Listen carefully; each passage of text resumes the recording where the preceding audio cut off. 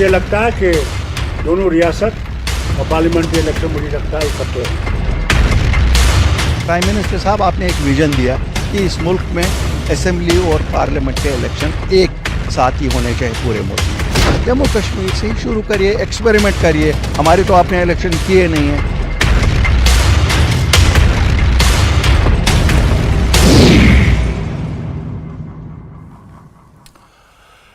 नमस्कार, बहुत स्वागत है। आप देख रहे हैं जेकेएलएच प्राइम टाइम। मैं हूं आपके साथ अबू हुरैरा।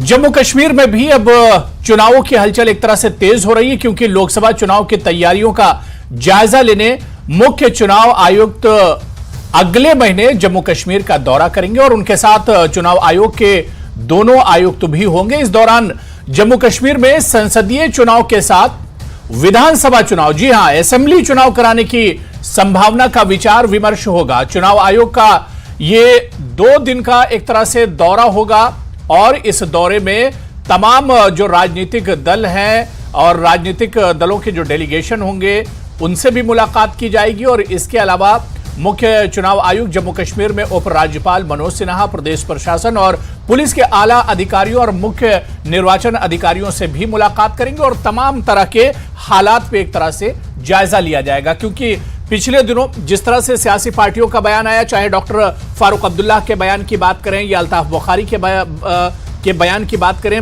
इन सभी पार्टियों का यह मानना है कि जब हालात बेहतर हो रहे हैं, लोकसभा के चुनाव होने वाले हैं 2 से ढाई महीने के अंदर, तो इन लोकसभा चुनाव के साथ ही असेंबली के चुनाव भी जम्मू कश्मीर में कराए जाएं। ऐसे में जब इलेक्शन कमीशन का दौरा जम्मू कश्मीर का होगा, तो क्या इस दौरे से यह मानकर चला जाए कि लोकसभा और असेंबली के चुनाव एक साथ होंगे, और क्या इसे जम्मू कश्मीर में होने वाले चुनाव की तैयारियों से जोड़कर देखा जाए? आज इसी पर हम जेकेएलएच प्राइम टाइम में चर्चा करेंगे।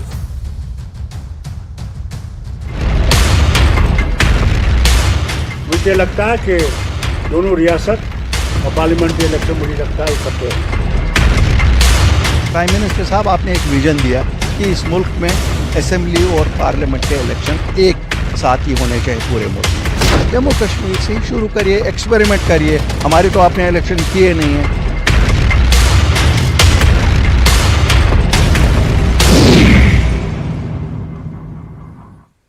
तो जम्मू कश्मीर में चुनावों की हलचल अब धीरे धीरे तेज हो रही है और इसी पर हम चर्चा करेंगे। बहुत खास मेहमान मेरे साथ इस चर्चा में जुड़ रहे हैं। बहुत जल्दी अपने मेहमानों का आपसे इंट्रोडक्शन करा देता हूं। मेरे साथ doctor Abhijeet Jasrotia spokesperson है बीजेपी के, एडवोकेट इकबाल ताहिर जी है, स्पोक्स पर्सन है पीडीपी से, और अरुण जोशी साहब भी हमारे साथ इस चर्चा में जुड़े हुए हैं, जो सीनियर जर्नलिस्ट हैं और जम्मू कश्मीर की सियासत पर अच्छी नजर रखते हैं। कुछ देर में हमारे साथ और एनसी के भी स्पोक्स पर्सन, नेशनल कॉन्फ्रेंस के स्पोक्स पर्सन भी इस चर्चा में जुड़ेंगे। सभी पैनलिस्ट का और मेहमानों का बहुत स्वागत है जेकेएलएच प्राइम टाइम में। मैं अरुण जोशी जी, सर मेरी आवाज आप तक पहुंच रही है? जी जी जी। सर किस तरह से देखते हैं, क्योंकि अब पूरे देश में एक तरह से लोकसभा चुनाव की जो हलचल है बढ़ रही है और जम्मू कश्मीर में भी कुछ ऐसा ही माहौल बना हुआ है। सभी पार्टियां तैयारियां कर रही हैं और अब यह खबर आई है कि मार्च में इलेक्शन कमीशन ऑफ इंडिया का एक जो डेलीगेशन है वो जम्मू कश्मीर का दौरा करेगा और हालात का जायजा लेगा।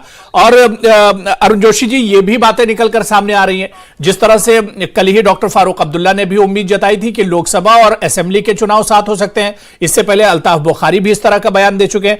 तो किस तरह से इलेक्शन कमीशन के इस दौरे को सर देखा जाए? इलेक्शन कमीशन का जो दौरा मार्च में होने वाला है जी, उसको एक तकनीकी नज़र से देखा जाना चाहिए। जी, ये लाजमी है इलेक्शन कमीशन ऑफ इंडिया के लिए कि वो उस राज्य का या उस यूनियन टेरिटरी का इंतजामात के जायज़ा ले, लेकिन जो डेट्स पे वो आ रहे हैं जी, 12 और 13 को, तब तक उम्मीद ये की जा रही है कि लोकसभा के चुनाव जो हैं घोषित हो चुके होंगे। तो इसलिए इस बात की उम्मीद कम ही लगती है कि लोकसभा और असेंबली के चुनाव एक साथ हों।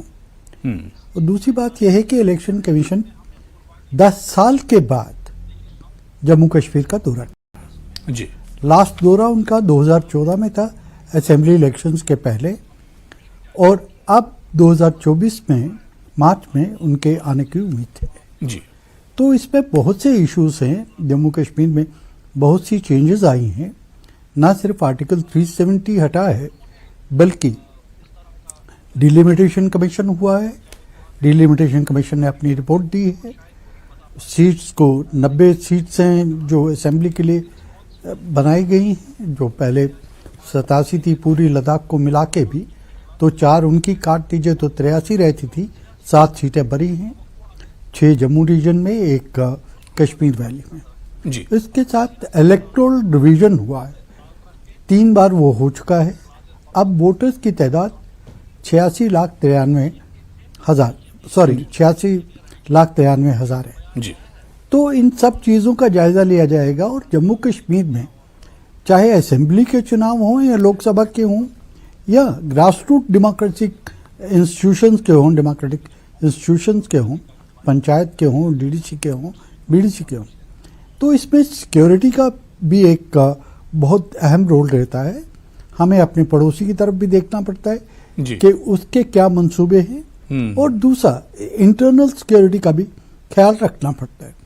तीसरी बात जो इलेक्शन कमीशन इस बार देखेगा कि ये चुनाव जो हैं, क्या इसकी वोट परसेंटेज पिछले वोट 2019 में जो लोकसभा इलेक्शंस हुए थे उससे ज्यादा है या नहीं हो सकती है जी। ये सारी चीजें देखी जाएंगी। जम्मू कश्मीर आप जो मर्जी कह लें, चाहे वो स्टेट रही हो, चाहे अब यूटी है, चाहे बदलाव आए हैं, लेकिन इसको एक यहाँ का इलेक्शन जो है वो किसी नेशनल इलेक्शन से कम नहीं होता। हाँ, बिल्कुल। पूरे देश की नजरें इस पे गड़ी रहेंगी। तो अब ये देखना है कि इलेक्शन कमीशन किस किन चीजों की असेसमेंट लेता है और क्या रिपोर्ट बनाता है। बिल्कुल। तो मेरे को लगता है कि लोकसभा चुनाव की जो असेसमेंट होगी ही होगी, लेकिन असेंबली के लिए एक वो नया मार्गदर्शन देंगे। तो बिल्कुल कई एतबार से ये दौरा बहुत इंपॉर्टेंट है, और जिस तरह से अरुण जोशी जी ने बहुत डिटेल में तमाम चीजें बताई कि यह दौरा किस किस नजरिए से एक तरह से अहम होने वाला है। मैं एडवोकेट इकबाल ताहिर जी आपके पास आना चाहूंगा।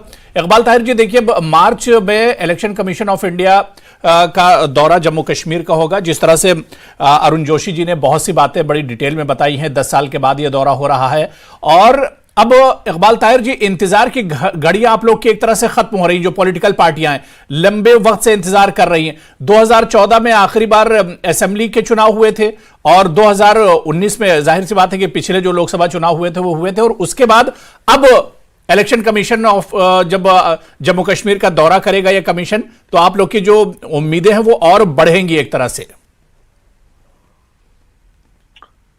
देखिए, कई से हमें ये बताया जा रहा है कि यहाँ पे इलेक्शंस होंगे। इलेक्शन जमहूरियत का एक हिस्सा है, और वैसे तो एक पॉलिटिकल पार्टी हम उसमें बढ़ चढ़ कर शिरकत लेंगे जी। लेकिन अगर आप पिछले कोई सालों की तरफ नजर डालें, सिर्फ हमें कहा गया है कि इलेक्शंस होंगे, लेकिन ग्राउंड लेवल पे कहीं पे भी इलेक्शंस नहीं हुए हैं। चाहे वो असेंबली के इलेक्शंस हैं, चाहे आप म्यूनिसिपैलिटीज का देखिए, चाहे पंचायत का देखिए, कहीं पे भी कोई रिप्रेजेंटेटिव बॉडी नहीं है। इस वक्त जो सरकार है वो बिल्कुल जो ब्यूरोक्रेसी है वो चला रही है, और ऐसी ब्यूरोक्रेसी जो जम्मू कश्मीर से बिलोंग करते नहीं है, उनको यहाँ के जो मसाइल हैं, यहाँ के जो यूनिक यहाँ के जो चैलेंज हैं उसके बारे में उतनी जानकारी नहीं है। तो इसकी वजह से हमने ये भी देखा कि ग्राउंड लेवल पे एक एडमिनिस्ट्रेटिव इनर्शिया है, और लोगों को, पॉलिसी मेकर्स को जिस तरीके से लोगों के जो मसाइल हैं उनको रेस्पॉन्ड करना चाहिए, वो उसमें नाकाम रहे। अब सुप्रीम कोर्ट की जजमेंट भी है कि सितंबर 2024 तक यहाँ पे इलेक्शन हो जाने चाहिए। तो अगर भारत सरकार ये चाहती है यहाँ पे अब इलेक्शन हो तो अच्छी बात है, हम उसको वेलकम करेंगे, और जब इलेक्शंस का ऐलान किया जाएगा तो हम उसमें बढ़ चढ़ कर शिरकत करेंगे। ठीक है। मैं डॉक्टर अभिजीत जसरोटिया जी, देखिए अपोजिशन जिस तरह से यहां पर एडवोकेट इकबाल ताहिर कह रहे थे कि भरोसा कैसे किया जाए, हालांकि इलेक्शन कमीशन का जो डेलीगेशन है वो एक तरह से आएगा, जम्मू कश्मीर का दौरा मार्च में होगा।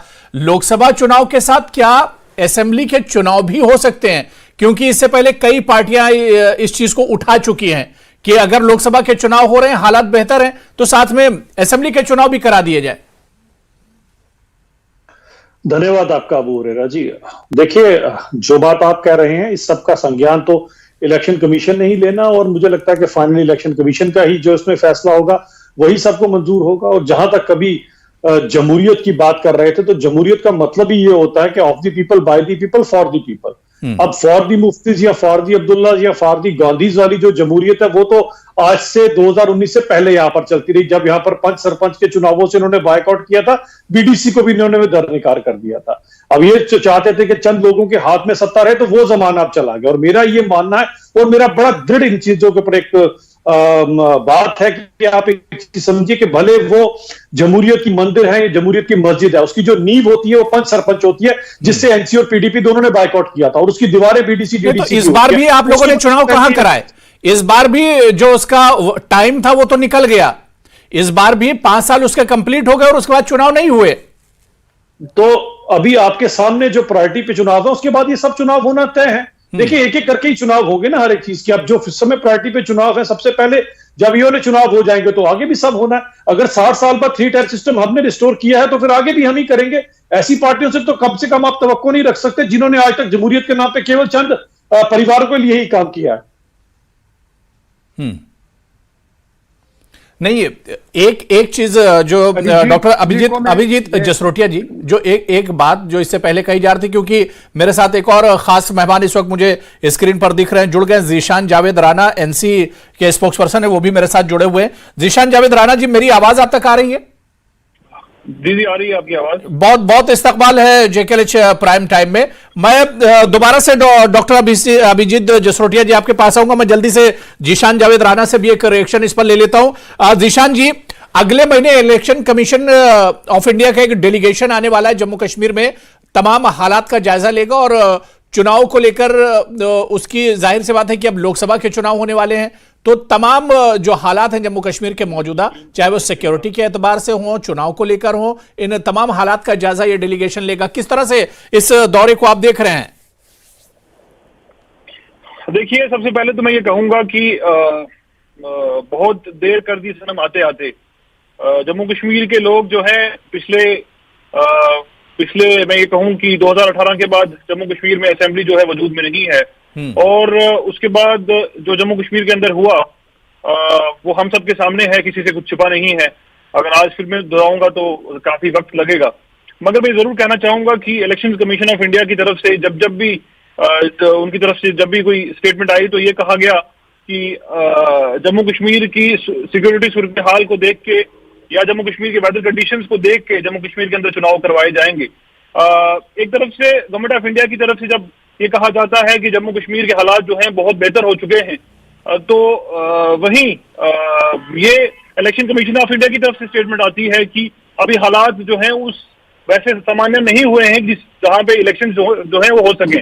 तो ये कहना जो है मुश्किल होगा अभी हमारे लिए कि इलेक्शन कमीशन का क्या स्टैंड रहता है अगले जो महीने जब वो आएंगे यहाँ पे, मगर ये हम जरूर कहेंगे और ये आपके चैनल के माध्यम से इलेक्शन कमीशन को ये कहना चाहेंगे कि जम्मू कश्मीर के अंदर डेमोक्रेसी को रिस्टोर करने के लिए उन्हें अब जम्मू कश्मीर के अवाम को और कितना सहना पड़ेगा, इसका जवाब जो है इलेक्शन कमीशन ऑफ इंडिया जो है उसको जम्मू कश्मीर के अवाम को देना पड़ेगा। अगर सिक्योरिटी सूरत हाल बेहतर है, अगर वेदर कंडीशंस आपको रोक नहीं रही है, और तो ऐसी क्या वजह है कि जम्मू कश्मीर के अंदर चुनाव नहीं करवा पा रहे, ये इलेक्शन कमीशन ऑफ इंडिया को जवाब देना है, ना कि जम्मू कश्मीर के पॉलिटिकल पार्टीज को या जम्मू कश्मीर के लोगों को। चलिए ठीक है, मैं इसका मैं जवाब लूंगा, बाद में आऊंगा। और मैं अरुण जोशी जी सर आपके पास आना चाहूंगा।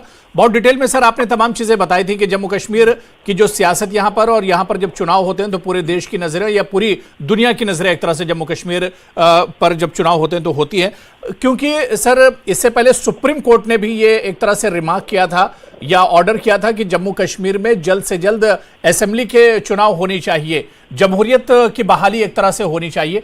तो क्या आपको लग रहा है कि अब एक दबाव होगा केंद्र सरकार पर भी कि जल्द से जल्द लोकसभा के चुनाव हो और उसके फौरन बाद या उसके साथ ही असेंबली के चुनाव भी कराए जाएं?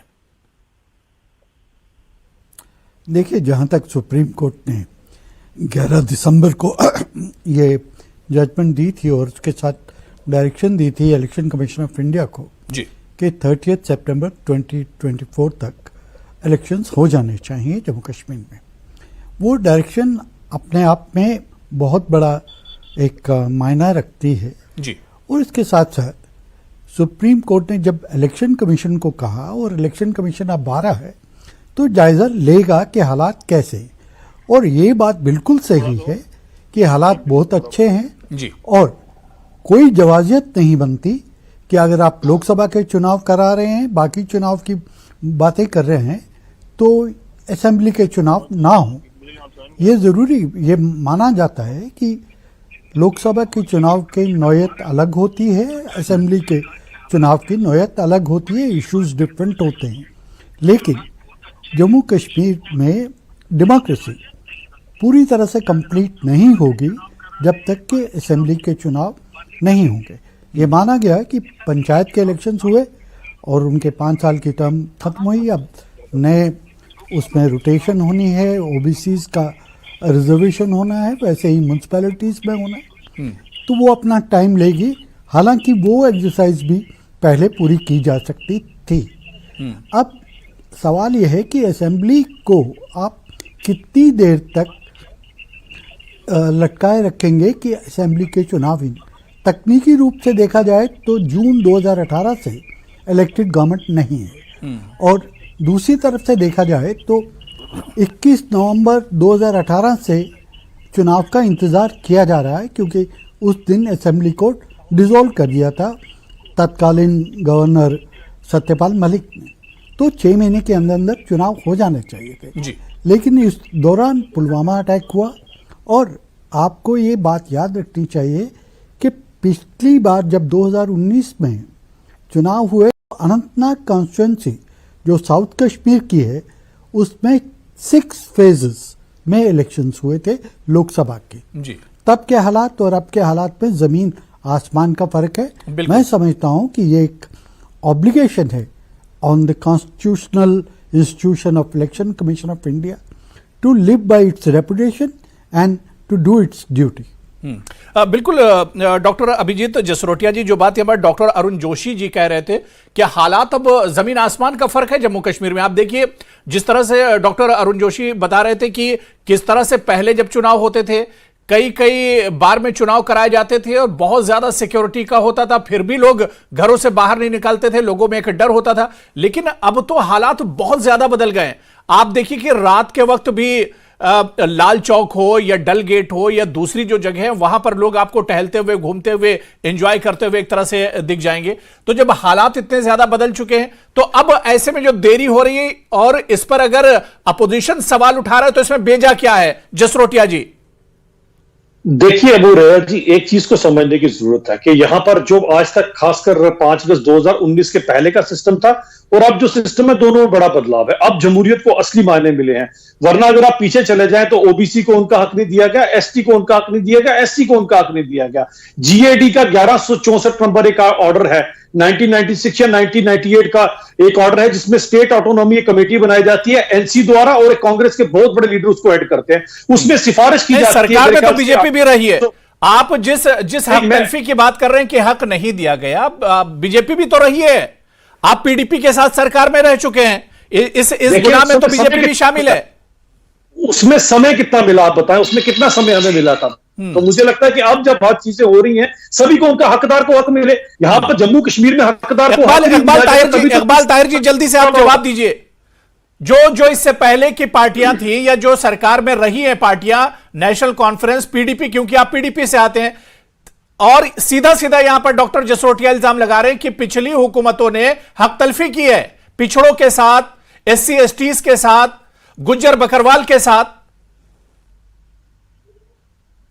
देखिए, बीजेपी का तो यही एक तरीका है, ये लोगों को डिवाइड करते हैं और लोगों में नफरत फैलाते हैं और अपने जो ये अगर ओबीसी को हक मिलेगा तो नफरत हो जाएगी, एसटी को देश है उसको फैलाकर लोगों को बदनाम किया जाता है और ऐसा प्रोजेक्ट किया जाता है कि जहाँ पे कुछ हो ही नहीं रहा था।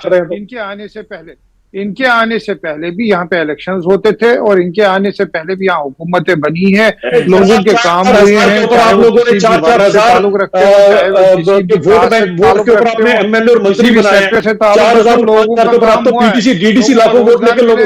करप्शन के बजाय काम हुआ है, 4,000 के वोट बैंक के ऊपर आप उसको जमहूरियत समझते हैं, कौन सी जमहूरियत थी? नौकरियां मिली हैं, लेकिन इनका दावा खाली यह है कि इनके आने के बाद ही जम्मू कश्मीर में जो हुआ है उनके बाद ही हुआ है। मैं इनसे ये पूछना चाहता हूं, आप बताइए आपने किया क्या है जम्मू कश्मीर में?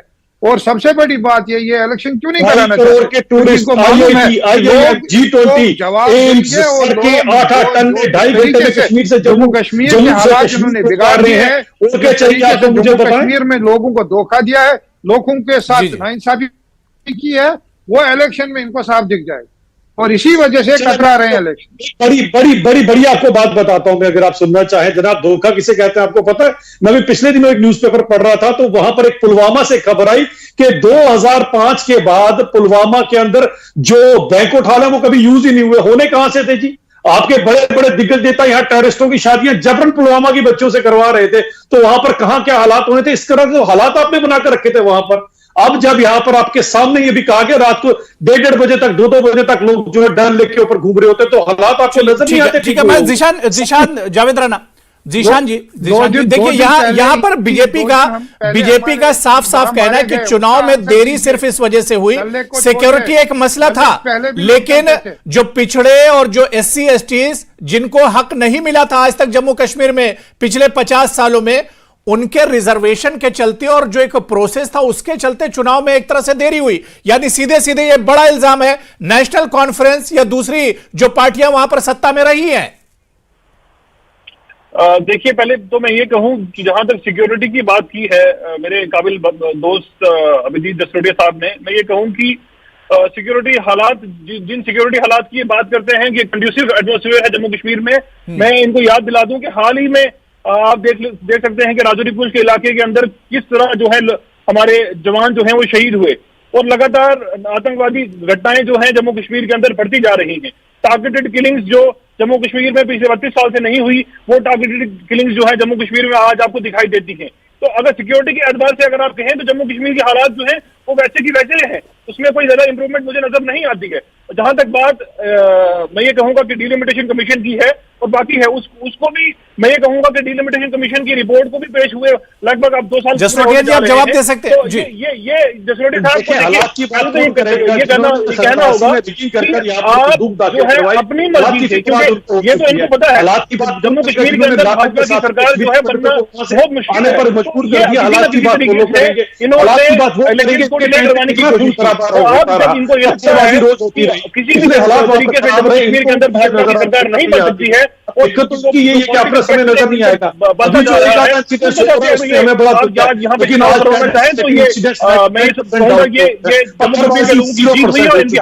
हालात पहले से और इनके जमाने से बहुत ज्यादा जो है सुधर चुके हैं। अब इनको अगर नहीं नजर आते तो उसमें मैं क्या कर सकता हूं? चलिए ठीक है। देखिए, अब चुनाव की तैयारी और हलचल एक तरह से बढ़ रही है और जल्दी से जल्दी जम्मू कश्मीर में चुनाव होने चाहिए। मैं एक last comment doctor Arun Joshi ji आपसे ले लेता हूं। सर, जिस तरह से इससे पहले भी आप बता रहे थे कि जम्मू कश्मीर की जब हम बात करते हैं, खासतौर से कश्मीर बहुत सेंसिटिव है सिक्योरिटी के एतबार से और हर तरह से, और ऐसे स्टेट को बगैर सरकार के तो होना ही नहीं चाहिए। यहां पर तो चुनाव बहुत इंपॉर्टेंट हो जाते हैं डॉक्टर जोशी। बिल्कुल, जो लोकल रिप्रेजेंटेटिव्स होते हैं जी, उनकी अपनी एक मकबूलियत होती है और मॉरल नेसेसिटी होती है अपने कॉन्स्टिट्यूएंट्स की तरफ अकाउंटेबिलिटी की जी। वो कोई और सरकार नहीं कर सकती है। A political government is always better than the best bureaucratic government. बिल्कुल, जाहिर सी बात है कि जम्मू कश्मीर एक बहुत हसास जगह और यहां पर चुनाव होने चाहिए। जिस तरह से डॉक्टर अरुण जोशी ने भी कहा कि इस तरह के स्टेट में तो चुनाव होने चाहिए और एक रिप्रेजेंटेटिव जो होता है, जो सरकार होती है, वही इस तरह के हालात से एक तरह से निपट सकती है। और हम भी यही उम्मीद करते हैं, जिस तरह से तमाम पैनलिस्ट ने उम्मीद जाहिर की कि आने वाले दिनों में लोकसभा के चुनाव होंगे और उसके साथ या उसके बाद ये असेंबली के चुनाव होंगे और जमहूरियत एक तरह से पूरे तौर से जम्मू कश्मीर में कायम होगी और लोग जिसका इंतजार कर रहे हैं वो वक्त एक बार फिर से जम्मू कश्मीर में लौट कर आएगा, क्योंकि हालात बेहतर हो रहे हैं और अब लोग यही चाह रहे हैं कि जल्द से जल्द जम्मू कश्मीर में चुनाव होने चाहिए। बहुत बहुत शुक्रिया, बड़ी अच्छी बातचीत हुई। डॉक्टर अरुण जोशी जी हमारे साथ सर जुड़ने के लिए, अपना कीमती वक्त देने के लिए, एडवोकेट इकबाल ताहिर जी, जीशान जावेद राणा और डॉक्टर अभिजीत जसरोटिया, सभी का बहुत बहुत शुक्रिया प्राइम टाइम में जुड़ने के लिए। तो चलिए, जेकेएच प्राइम टाइम में आज फिलहाल इतना ही। कल फिर किसी बड़े इशू के साथ हाजिर होंगे। नमस्कार।